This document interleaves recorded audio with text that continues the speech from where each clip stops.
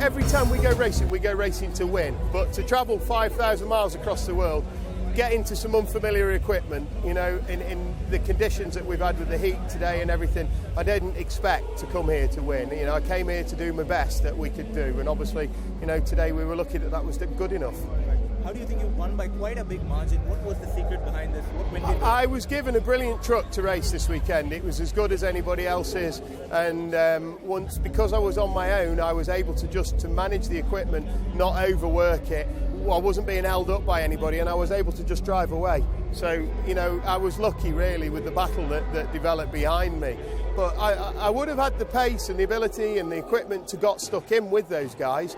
But once the racing's that close in 6.5 ton machines, the outcome's never predictable. So to be on my own, I really thought I was very lucky with that.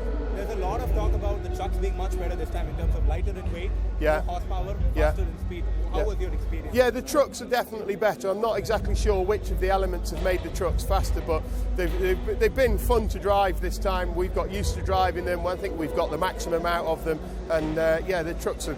I think that the fact that not one of them's broken down in that big long race this afternoon, that's testimony to how good and strong the trucks are.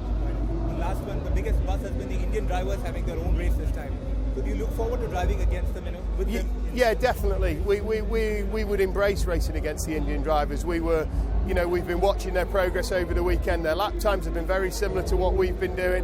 And somebody just asked me before, all they're going to need to do is develop some racecraft. And until they start racing against experienced guys like us, they're not going to learn that. So the next step is to get them in the mix. One last, what would be your message be for the Indian driver community? From what I can see of the roads and the trucks out here, the Indian drivers do a brilliant job every day, and I think they just need to carry on doing what they're doing and aspire to be as good as the Indian national drivers that have run that very successful event here this weekend. Thank you.